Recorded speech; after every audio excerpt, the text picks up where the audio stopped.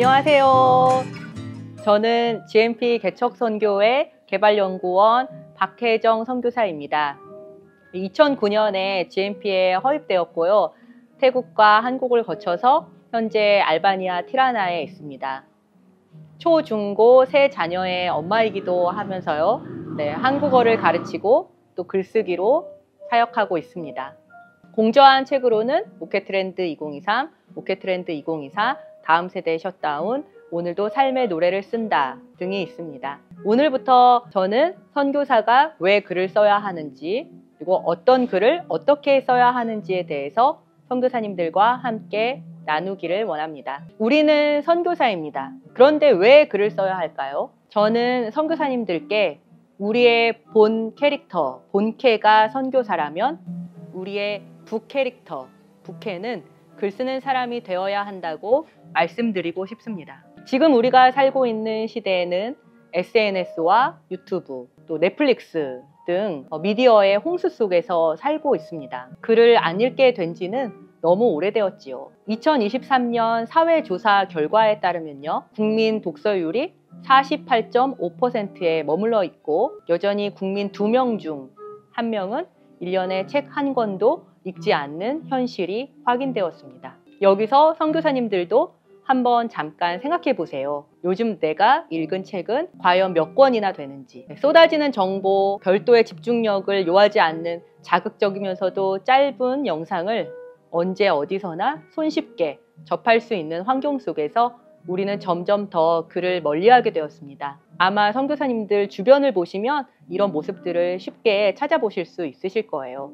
글에는 힘이 있습니다. 많은 학자와 성인들의 글을 통해 우리가 익히 들어아는 문장들이 있습니다. 펜은 칼보다 강하다. 글은 병든 마음을 고쳐주는 의사다. 글은 행위보다 오래간다. 등의 명문장들이 글의 힘을 알려주고 있습니다. 특히 하나님의 말씀은 글로 남겨져서 지금까지 우리에게 성경을 통해 주님을 만날 수 있게 해주었고, 또 앞으로도 계속해서 그 역할을 해나갈 것입니다. 그런데 요즘 우리가 살고 있는 이 시대는 글의 힘을 잊어버려서 제대로 활용하지 못하고 있습니다. 여기서 저는 3가지 글의 역할을 통해 글의 힘에 대해서 이야기하고 싶습니다. 첫째, 글은 조각도입니다. 하나님의 말씀이 성경이라는 글이 되어 예수님을 만나고자 하는 그런 갈망하는 사람들의 마음속에 새겨집니다. 마음속에 새겨진 말씀은 그 인격까지도 변화되게 하여 성령의 열매를 맺는 삶으로 인도합니다.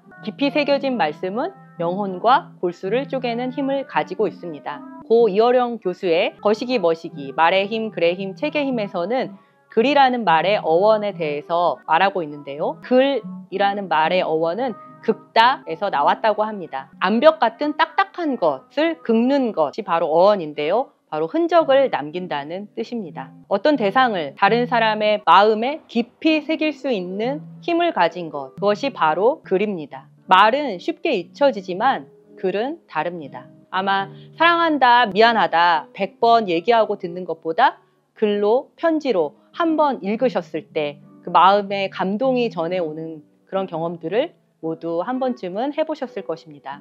우리는 무엇보다도 강력한 무기인 글을 통해 선교지의 사람들에게, 그리고 선교를 알고 싶어하고 동참하려는 사람들의 마음에, 또 함께 이 삶을 만들어가는 사람들에게 큰 울림과 새김을 남겨야 합니다. 둘째, 글은 길잡이입니다. 선교사는 기록하는 사람입니다. 계속 변화하고 진화되고 있는 선교의 모든 것에 대해서 기록을 남겨야 합니다. 강원국 씨는 그에 져서 나는 말하듯이 쓴다에서 우리는 남겨야 할 의무가 있다고 한다. 지구에 살면서 자원을 소모하고 훼손했으면 그간 배우고 깨닫고 느낀 것을 다음 세대에게 넘겨주고 갈 의무가 있다.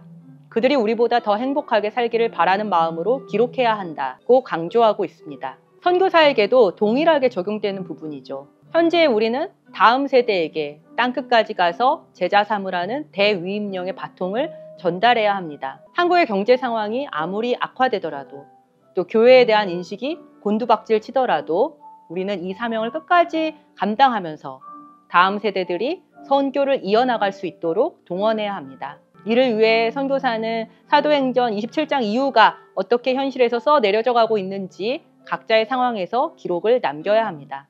기록이 남을 때 다음 세대의 선교 헌신자들은 앞 세대의 잘한 점과 잘못한 점을 알아 그대로 답습하지 않을 것이며 또 개선해야 될 점과 또 앞으로 나아가야 할 방향을 찾을 수 있게 될 것입니다. 과거와 현재를 이어주고 또 미래에 어디로 어떻게 무엇을 위해 나아가야 할지 밝히 보여주는 길잡이로서 글의 힘을 기록이라는 방법으로 회복해야 합니다. 마지막으로 셋째, 글은 연마제입니다. 글은 자기 자신을 돌아보고 성찰하면서 성장에까지 이르게 하는 가장 탁월한 연마제 중에 하나입니다. 우리는 글이라는 매체 앞에서 더 정직해질 수 있습니다. 글 앞에서 사역이나 삶의 모습, 또 주님과의 교제 등 어떤 과장도 거짓도 없는 자신 그대로의 모습을 드러낼 수 있습니다. 선교사가 자신의 연약함과 어려움, 문제 등을 진실되게 고백하고 그것이 어떻게 인도함 받았는지를 글로 풀어낼 때 선교사 자신에 대한 성찰이 일어납니다. 이 성찰은 인격과 품격의 성장을 가져옵니다. 또한 자신과 함께 이 삶을 살아가고 있는 사람들에게 통찰력을 더해줍니다. 임마누엘 칸트는 뒤틀린 목재에서는 고든 것이라고는 그 어떤 것도 만들 수 없다고 했습니다. 글을 읽고 쓸 때 뒤틀린 목재는 갈고 닦아져서 어디에서도 어울리고 또 무엇이든지 만들어낼 수 있는 유연성을 가진 좋은 목재로 변하게 됩니다. 자아 성찰과 자가 치유를 뛰어넘어 성장에까지 도달하게 하는 글을 안 쓰고 안 읽을 이유가 전혀 없습니다. 우리는 잃어버린 글의 힘을 재발견하고 우리 사역에 접목해야 합니다.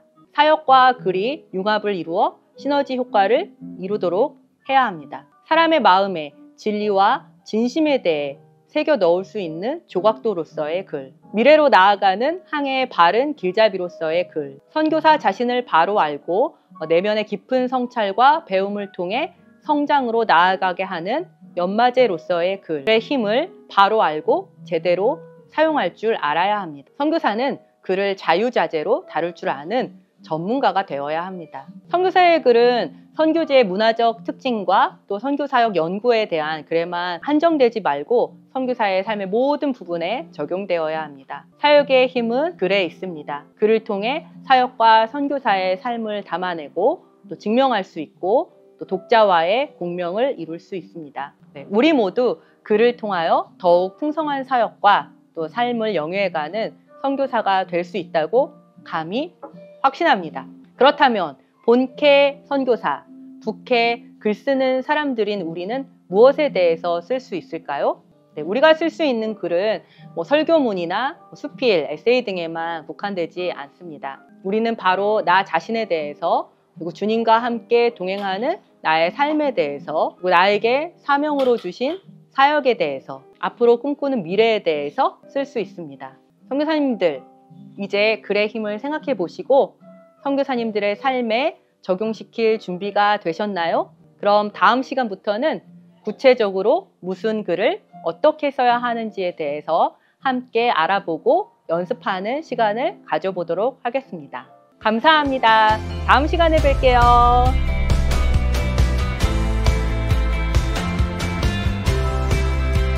태국과 한국을 거쳐 다시 할게요, 의원님.